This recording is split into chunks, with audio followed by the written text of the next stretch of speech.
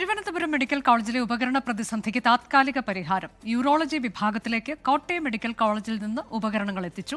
കേന്ദ്രമന്ത്രി സുരേഷ് ഗോപിയും ഉപകരണങ്ങൾ വാങ്ങി നൽകി. ശസ്ത്രക്രിയയ്ക്കുള്ള അഡ്മിഷൻ പുനരാരംഭിച്ചു. കോട്ടയം മെഡിക്കൽ കോളേജിൽ നിന്ന് ഇന്നലെ രാത്രിയോടെ തിരുവനന്തപുരം മെഡിക്കൽ കോളേജ് യൂറോളജി വിഭാഗത്തിൽ ശസ്ത്രക്രിയ ഉപകരണങ്ങൾ എത്തിച്ചു. കേന്ദ്രമന്ത്രി സുരേഷ് ഗോപി 4 യൂണിറ്റ് ഉപകരണങ്ങൾ സംഭാവന നൽകി. ലക്ഷ്മി ചാരിറ്റബിൾ ട്രസ്റ്റിന്റെ പേരിലാണ് സംഭാവന. ചെന്നൈയിലെ മെഡിമാർട്ട് എന്ന വിതരണ കമ്പനിയിൽ നിന്ന് ഇന്ന് ഉപകരണങ്ങൾ എത്തിക്കും. ഇതോടെ ശസ്ത്രക്രിയയ്ക്ക് വേണ്ടി രോഗികളെ വീണ്ടും അഡ്മിറ്റ് ചെയ്തു തുടങ്ങി. വൃക്കയിലെ കല്ല് നീക്കം ചെയ്യുന്ന ശസ്ത്രക്രിയ ഉപകരണത്തിനാണ് ക്ഷാമം നേരിട്ടത്. ചെന്നൈയിലെ കമ്പനിയുമായി ദീർഘകാല കരാറിൽ ഏർപ്പെടാനും ആലോചിക്കുന്നുണ്ട്. ശസ്ത്രക്രിയ ഉപകരണം രോഗികളിൽ നിന്ന് പിരിവിട്ട് വാങ്ങുന്നതായി വകുപ്പ് മേധാവി ഡോക്ടർ ഹാരിസ് ഹസൻ മുൻപ് വെളിപ്പെടുത്തിയിരുന്നു.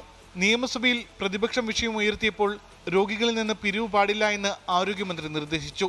ഇതിന് പിന്നാലെയാണ് ശസ്ത്രക്രിയകളും അഡ്മിഷനും താൽക്കാലികമായി നിർത്തിവെച്ചത്.